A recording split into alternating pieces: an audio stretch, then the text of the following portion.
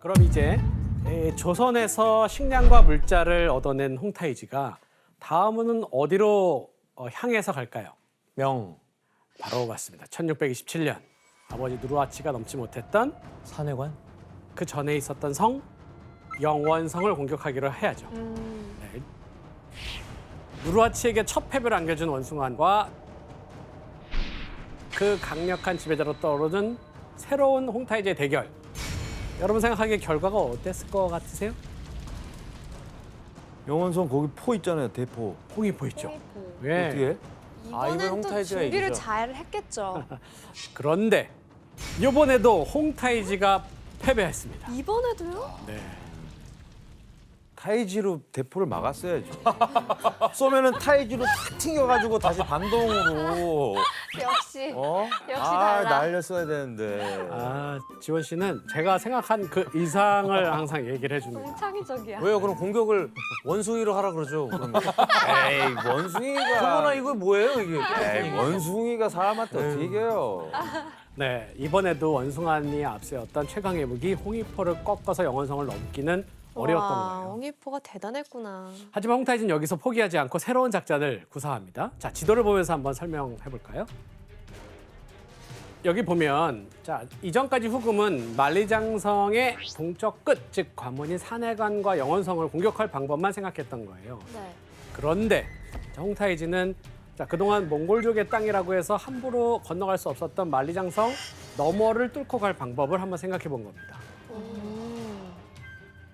몽골족을 거쳐서 이쪽으로 해서 넘어가고 싶어요. 그렇다면 어떤 방법을 써야 될까요? 몽골한테 좀 협조해달라고 하는 걸까요? 그렇죠. 어떻게 협조를 하면 될까요? 한 번만 지나갈게. 한 번만 지나게. 아, 이제 위장. 위장 방법을 쓴다. 몽골적으로. 아니다. 조금 더 안정적인 방법을 취합니다. 결혼. 결혼 맞습니다. 네, 몽골 부족도가 결혼을 통해서 손을 잡은 역시. 거죠. 자, 그는 자신뿐 아니라 자식들까지 몽골의 여러 부족과 이렇게 결혼을 시켜 나가게 됩니다. 사실 몽골은 그 이전부터 장성을 넘어서 공격하는 방법을 잘 알고 있었거든요. 거기서 노하우를 얻었구나. 맞습니다. 네. 홍타이지는 이들을 앞잡이, 길잡이로 세워서 드디어 1629년 만리장성을 넘게 됩니다. 그리고 본토 진출에 성공하면서 수도인 베이징 인근 지역을 포위해서 명나라를 갑자기 공포 분위기로 밀어넣었죠. 우와.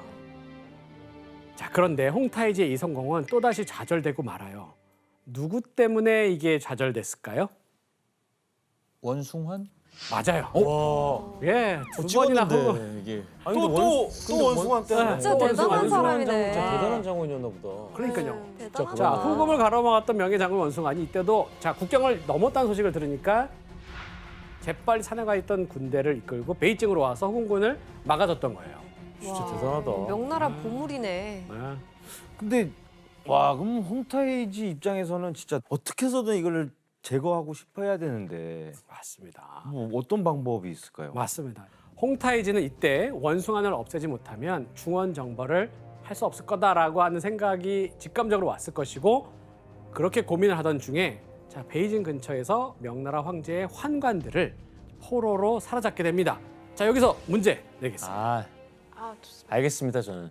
벌써요? 벌써요? 예, 문제도 안 뭔데요? 나왔는데 와. 이거죠. 홍타이지는 원숭안을 없애기 위해 환관들을 이용해서 계략을 짜는데요. 자, 어떤 계략이었을까요? 정답. 네, 규현 씨 환관이랑 원숭이를 교환하자. 교환하자. 예. 오답입니다, 규현 씨. 정답. 예, 혜성 씨. 이 원숭아니 명나라에서 엄청 전적을 계속 올리고 있잖아요. 모함을 하는 거예요. 원숭아니 왕의 자리를 넘보고 있다. 환관들이 왕 옆에서 이렇게 이순신 이간질을 시키는 거죠. 혜성 씨 비슷한데 약간 오답입니다. 응? 자, 일단 모함과 관련돼 있습니다. 다른 게 있나 근데? 타이지 원숭환. 정답. 예, 지원 씨. 원숭환이 황관이 되려고 한다. 원숭아니 환관이 데려간다. 파격적인 오답입니다. 정답. 네, 혜성 씨. 원숭아니 후금과 짜고 응. 후금 편에 맞붙었다. 혜성 라고 씨 모함을 했어요. 정답입니다. 네. 근데 그걸 넘어가는 게 말이 되나? 계속 막아주는데. 그러니까 황관이죠. 자, 한번 그걸 들어보세요. 넘어간다고? 당시 명예 황제는 명나라의 뒤를 이은 19살의 어린 숭정제였어요. 아유. 자, 황관들은 지난번에도 얘기했지만 황제와 완전히 측근에 있는 제일 가까운 사람들이에요. 자, 황관들을 방 안에 가둬둡니다. 그리고 그 옆방에서 원숭아니 사실은 후궁과 내통하고 있는 배신자라는 거짓 정보를 들리도록 흘린 거예요. 그 이 사실을 엿들은 황관은 도망칠 수 있도록 기회를 딱 풀어주는 거예요. 그 황관은 어떻게 했어요? 곧장 명나라 황제에 가서 달려가서 자기가 들은 걸 정말 진정성 있게 황제에게 고자질을 했겠죠. 이때 황관의 말을 들은 순정제가 어떤 반응을 처음에 딱 가졌겠어요? 원숭아를 데리고 와라. 엄청 크게 노해서 원숭아를 데려와서 당장 사형시키라라고 명령을 내립니다. 아니 무슨 증거도 없이 조사도 좀 하고 그래야 되는 거 아니에요? 그 당시 명나라 조정 내부에서는 사대부와 황관 사이의 권력 다툼이 극에 달하고 있었고요. 이런 분위기 속에서 의심이 많았던 그 어린 황제가 홍타이지의 계략에 순간 넘어가 버린 거죠. 아유. 이렇게 수차례나 후궁으로부터 명을 지켜낸 명장 원숭아는 자신이 목숨 바쳐 지키고자 했던 바로 명나라 황제의 명령으로 죽음을 맞이하고 말았던 거죠. 불쌍해라. 그 당시에 원숭아는 이렇게 누명이 씌운 것도 억울한데 이제 베이징 한복판에서 아주 끔찍한 형벌을 당했다고 해요. 뭐죠? 그게 뭐냐면 바로 책형과 능지형이었어요. 책형? 네, 책형과 능지형이 뭐냐면 이렇게 매달아 놓은 다음에 이제 살점을 포를 뜨듯이 한 포 한 포 이렇게 아 진짜 다 지켜. 발라내면서 서서히 이제 죽이는 거죠. 그리고 이제 마지막에는 이 두개골을 이렇게 부수는 이제 마무리를 하면서 이제 처참하고 끔찍하게 죽이는 그런 형벌이었어요. 근데 이게 정말 몇 번이나 지금 명나라를 위해서 공을 세운 장군인데 그럼 쿠데타라도 일으켜야 되는 거 아니에요? 맞습니다.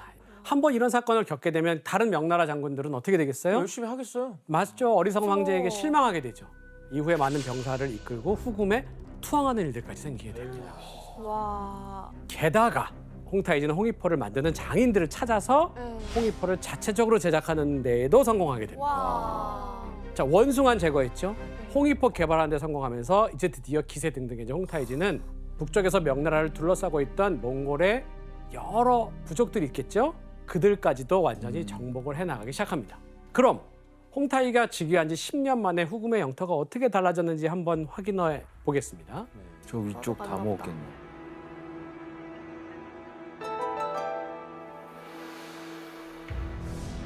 와, 진짜 커졌다. 어떠세요? 네, 엄청 커졌죠. 반란군은 또 뭐야? 당시 농민 반란군이 거세게 서북쪽에서부터 일어나고 있었습니다. 바로 명나라가 부과하는 과중한 세금이 막 있었고요. 계속된 흉작, 연이은 기근에 견디다 못한 백성들이 반란이 일어났던 거죠. 자, 모든 상황이 홍타이지에게 유리하게 돌아가는 상황이었습니다.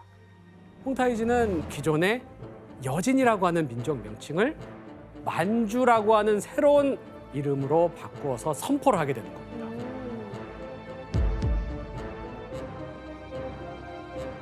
자, 그리고 이듬해인 1636년 4월 11일 국호마저 청이라고 하는 이름으로 바꾸면서 황제국을 선포한 겁니다. 영호 씨, 근데 네. 나라 이름을 왜 청이라고 붙인 거예요?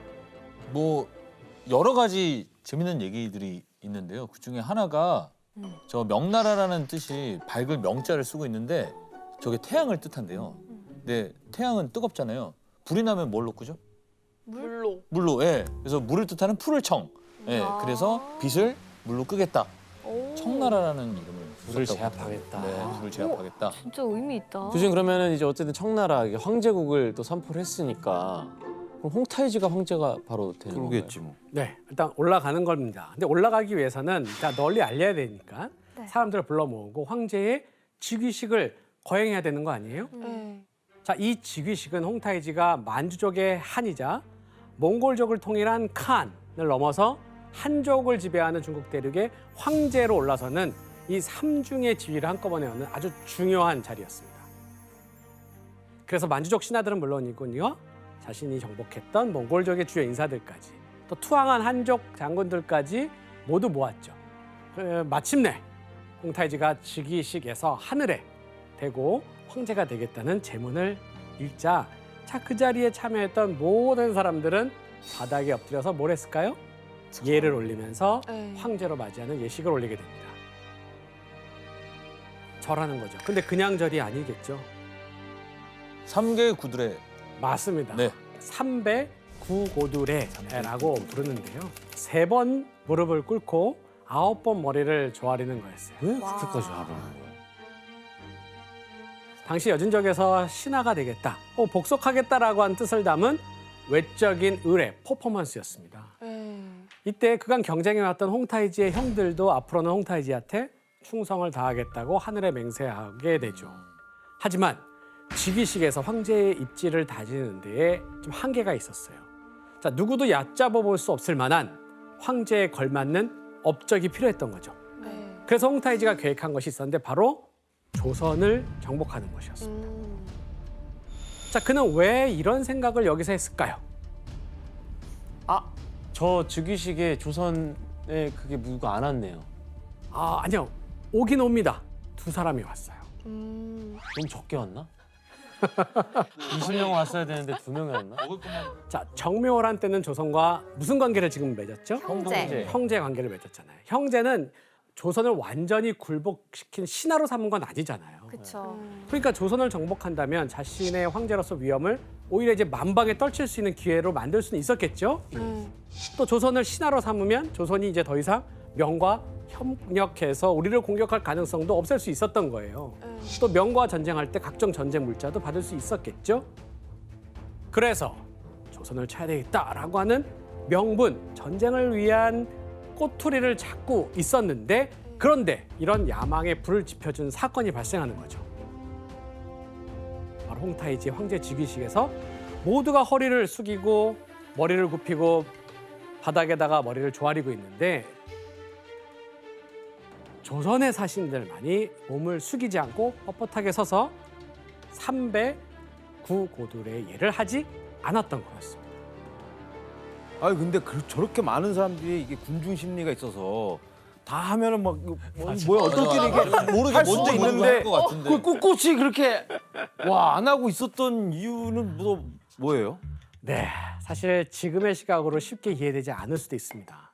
하지만 이 조선의 사신 2명은 애초에 원래 즉위식 때문에 간 게 아니라 청나라의 사신으로 정기적인 교류를 위해서 가서 수도에 머무르고 있었던 사람이었거든요. 근데 홍타이지가 이들을 강제로 황제 즉위식에 참석을 시킨 거예요. 오해가 있어. 자, 이런 상황에서 갑자기 삼배구 고두례를 하라고 하니까 조선 입장에서는 조선이 지금 청과 무슨 관계예요? 형제. 형제 관계잖아요. 형제 맹약을 맺었지. 형님인데 신하가 되겠다고 했던 건 아니잖아요. 때문에 그냥 꼿꼿하게 서 있었던 거죠. 그러나 어쨌든 홍타이제 신하들이 이 당시에 정말 두들겨 팼다고 합니다. 그러짐에도 불구하고 몸이 상하는데도 불구하고 나는 절대로 숙일 수 없다. 머리를 숙일 수 없다고 거부했다고 해요. 아유, 이거 했으면 괜찮았을 텐데. 근데 그때 그렇게 했다고 한들 또 꼬투리를 잡아서 또 조선을 치려고 했을 것 같아. 맞습니다. 또 다른 하나의 설은 그때 조선이 만약 그 신하가 거기서 절을 했으면 그 사람은 조선에 와서 어떻게 됐을까요? 그렇지, 그것도 그렇네. 처형당했겠죠, 조선에서. 자, 게다가 이미 홍타이지는 조선을 침략할 또 다른 명분도 가지고 있었어요. 바로 조선의 왕 인조가 조선의 관리들한테 돌린 문서가 있었거든요. 근데 그 문서가 하필이면 그 전에 왔던 청나라 장수인 누구냐면 용골대. 바로 당신에게 빼앗겨서 네. 오. 문서로 트집이 잡힌 거예요. 자, 제가 대체 훔쳤군요. 뭐라고 쓰여 있었을까? 문서가 뭐라고 썼는데? 규현 씨가 한번 그 용골대에게 빼앗긴 문서를 읽어주시기 바랍니다.